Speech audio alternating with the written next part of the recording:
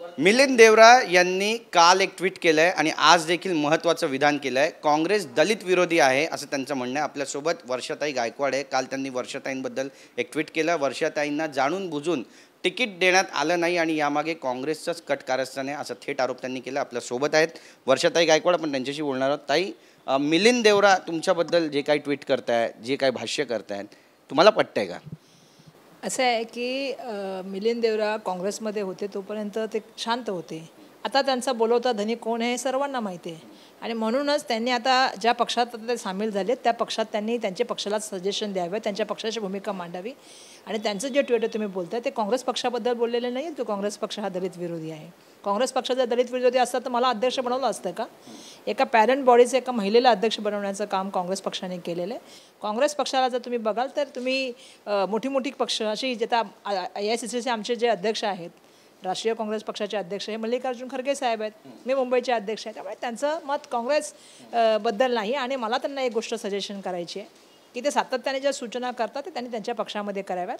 अजूनही दक्षिण मुंबई असेल, अजूनही उत्तर मध्य मुंबई असेल, अजूनही ईशान्य मुंबई असेल, या विविध ठिकाणी तुमचे उमेदवार आलेले नाही आहेत, नॉर्थ ईस्ट वेस्टला वगैरे. तुम्ही त्याच्यावरती फोकस करा. तुम्ही तुमच्या पक्षाला कसं पुढे घेऊन जाल याचा विचार केला पाहिजे. आणि एकनाथ शिंदे या इलेक्शननंतर राहणार आहेत का मुख्यमंत्री याचा विचार करावा. आमचा पक्षाचा आम्ही विचार करायला समर्थ आहोत आणि सक्षम आहोत. ये वाला लेते हैं. Inverter AC. आप गैम्बलर हो ना? गैम्बलर? जुआ खेलते हो ना? तुम जुआ खेलते हो? अरे नहीं, ये तो कुछ भी बोले जा रहे हैं. इतनी महंगी और नाजुक एसी खरीद कर स्टेबलाइजर नहीं लोगे तो ये जुआ नहीं हुआ तो क्या हुआ? सिर्फ एक फ्लक्चुएशन आपके इन्वर्टर एसी के पार्ट्स को डैमेज कर सकता है. उसे वी गार्ड से सुरक्षित रखिए. V Guard, India's number 1 stabiliser. नक्कीच ताई, पण एक महत्त्वाचं विधान त्यांनी असं पण केलं की बाळासाहेब ठाकरे यांना महाविकास आघाडी कधीही मानत नाही, काँग्रेस कधीही मानत नव्हती असं सुद्धा ते म्हणतात. आणि त्यासोबतच छत्रपती शिवाजी महाराजांची जयंतीसुद्धा कधी साजरी झाली नाही. नाही, माझं म्हणणं आहे की ते हे सगळे जी वाक्य आता बोलतायत ही वाक्य त्यांनी काँग्रेसमध्ये असताना का नाही बोललीत? पहिला माझा त्यांना विचार नाही. कारण तुम्हालाही माहिती आहे का बोललेले आहेत. कारण ज्या वेळेला एक भूमिका घेतली जाते आघाडी म्हणून त्यावेळेला एक कॉमन मिनिमम प्रोग्राम होतो. आणि आमच्यासमोर हे जी आघाडी झालेली आहे, इंडिया अलायन्स असेल किंवा महाविकास आघाडीची झाली, ते राष्ट्राला जे आहे त्या देशाचं संविधान वाचलं पाहिजे, राष्ट्र एकत्र राहिले पाहिजे. आणि ज्या तऱ्हेने एक महाराष्ट्रामधल्या राजकारणाला एक काळीमा फासण्याचं काम त्या काळात झालं की एक नाही 2 पक्ष तोडण्याचं काम झालं. अशा वेळेला ही आघाडी मजबूतपणे येणाऱ्या इंडिया अलायन्सच्या माध्यमातून या लोकसभा इलेक्शनला आम्ही सामोरं जात आहे. त्यांनी मला वाटतं की मोदींनी काय काम केलं हे सांगावं, या सरकारने काय काम केलं हे सांगावं, 50 खोक्याबद्दल बोलावं. त्यांनी सांगावं की मुंबई महानगरपालिकेमध्ये 2 वर्षामध्ये त्या ठिकाणी किती निधीचं वाटप कशा तऱ्हेने झालं याच्यावर त्यांनी बोलावं. आणि छत्रपती शिवाजी महाराजांबद्दल बोलायचं झालं तर छत्रपती शिवाजी महाराज आमचे आराध्य दैवत आहे, आमची अस्मिता आहे. आणि आमच्या अस्मितेबद्दल न बोललेलं त्यांनी बरं आहे. नक्कीच, पण ज्या पद्धतीनं ते हे सगळं राजकारण करतायत, जे काही आरोप करतायत, त्यामध्ये तथ्य असं तुम्हाला वाटतं की केवळ कारण त्यांच्या देखील नावाची चर्चा आहे, दक्षिण मुंबईतून ते सुद्धा लढू शकतात अशी चर्चा कालपासून सुरू झाली आहे. हे म्हणून म्हणते ना, त्यांनी त्यांच्या उमेदवाराचं डिक्लेरेशन कधी लवकरात लवकर करतील याच्यावर त्यांनी चर्चा करावी आणि त्याचा निर्णय घ्यावा. आणि त्यांनी मुंबईमधल्या नागरिकांना सांगावं की मुंबईसाठी केंद्र सरकारने काय दिलं किंवा महाराष्ट्र सरकारने काय दिलं आणि मुंबई महानगरपालिकेचा पैसा एक एक जो खांब लावला, ज्याच्यावरती लाईट लावली, त्याच्यावर किती पैसा खर्च केला, ज्याच्या मुंबईच्या नागरिकाला काय फायदा आहे. मुंबई महानगरपालिकेचा निधी 1 लाख करोडचा निधी कुठे गेला ह्याच्यावर त्यांनी उत्तर द्यावं. केंद्र सरकारमध्ये मोदीजींनी काय दिलं मुंबईला? मुंबईचे सगळे प्रोजेक्ट बाहेर नेण्याचं काम केलं, मुंबईमधले इव्हेंट त्या ठिकाणी मोठे मोठे बाहेर नेण्याचं काम केलं. त्याच्यावर त्यांनी बोलावं ना. मुद्द्याला बगल देऊन इतर मुद्द्यावरती बोलण्याची काही गरज नाही मला वाटतं. आणि जेव्हा पक्षात तुम्ही होता तेव्हा तुम्ही कधी भूमिका मांडली नाही, पक्षानंतर गेल्यानंतर तुम्ही भूमिका मांडताय, त्याला काय अर्थ नाही. अजूनही काँग्रेस विसरले नाहीत असं म्हणा मिलिंद देवरा. मला असं वाटतं काही लोकांनी गेल्यानंतर तिथे जिथे आहात तिथे नांदा सौख्य बरं, तिथे सुखाने राहा असं आमचं त्यांना सांगणं आहे. एक काही महत्त्वाचा प्रश्न आहे. संपूर्ण मुंबईमध्ये NDAची बॅनरबाजी सध्या पाहायला मिळते. कोणकोणती कामं केली त्याचा देखील हवाला दिला जातोय. धारावीतही मोठ्या प्रमाणामध्ये बॅनरबाजी आहे, काय म्हणाल? नाही, मला कळत नाही की याची बॅनरबाजी जी चाललेली आहे एवढ्या मोठ्या प्रमाणामध्ये हा पैसा आला कुठून? हा कुठून आला आहे? आम्ही जे सातत्याने बोलतो की इलेक्शनसाठी जे बॉन्ड घेतले ते बॉन्ड कुणाचे आहेत, कोणत्या पक्षाचे आहेत? आणि तुम्ही आमच्यावर आरोप करताय, आमचे तर कुठे दिसत नाही आहेत. एखाद्याला ब्लॅकमेलिंग करून त्या ठिकाणी ते पैसे गोळा करायचे किंवा ED CBI इन्कम टॅक्सचा वापर करून त्या ठिकाणी इलेक्ट्रॉनिक जे आपले इलेक्शनचे बॉन्ड त्या ठिकाणी कलेक्ट करायचे आहेत. ही जी भूमिका आहे ना, ही भाजपाची भूमिका आहे. आणि त्यामुळे जिकडे तिकडे बघताय तिकडे तुम्हाला ते दिसत आहेत. आणि मला सांगा, महाराष्ट्राच्या मुख्यमंत्र्याचा किंवा कोणाचा तरी फोटो आहे का तो कटआउटवर?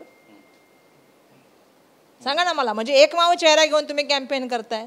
त्या चेहऱ्यानेच आम्हाला उत्तर द्यावं. महागाईचे काय झालं, बेरोजगारीचं काय झालं, 15 लाखाचं काय झालं, आमच्या ही जी सरकारी संस्थानं होती, रेल्वे होती, बँका होत्या, एअरपोर्ट होतं, याचं काय झालं. त्यांना मूलभूत प्रश्नावरती प्रश्न विचारा ना. इकड तिकडचे बगल देण्याचं काम भाजपाने सातत्याने केलेलं आहे आणि मला माहिती आहे की ते विषयांतर बोलणं ही भाजपाची सातत्याची सवय आहे. नक्कीच ताई, एक शेवटचा आणि महत्त्वाचा प्रश्न आहे, जागा वाटपाचा आपला तिढा सुटलेला आहे का आणि कधीपर्यंत उमेदवार जाहीर होतील? असं आहे की मला असं वाटतं की ऑलमोस्ट सगळे उमेदवार जाहीर झालेत आणि जे आमचे आहेत ते सुद्धा येणाऱ्या 1-2 दिवसामध्ये जाहीर होतील.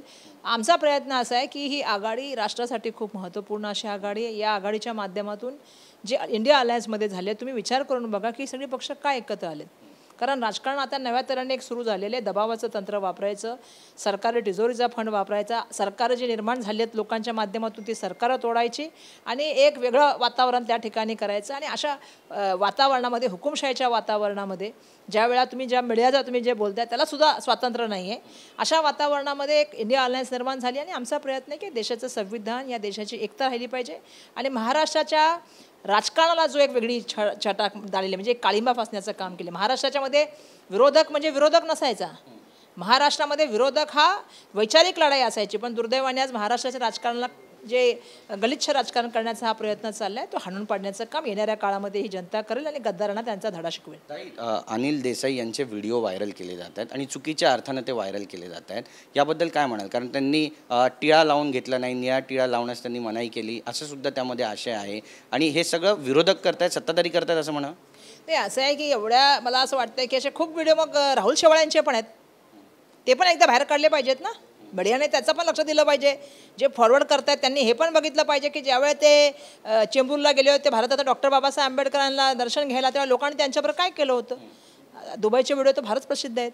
असे खूप व्हिडिओ आहेत, त्यांचे पण काढले पाहिजेत आणि टाकले पाहिजेत. धन्यवाद आमच्याशी बोलल्याबद्दल. तर आपण पाहतो या ठिकाणी आपली भूमिका मांडलेली वर्षाताई गायकवाडांनी आणि 1 ते 2 दिवसामध्ये काँग्रेससुद्धा आपले उमेदवार जाहीर करेल असं सुद्धा ते म्हणतात आणि विजयी होईल असं सुद्धा ते ठासून सांगतात. नेमकं काय घडेल पाहणं महत्त्वाचं ठरेल. कॅमेरा पर्सन रोशन गायकवाडचा गिरीश गायकवाड, TV9 मराठी, मुंबई.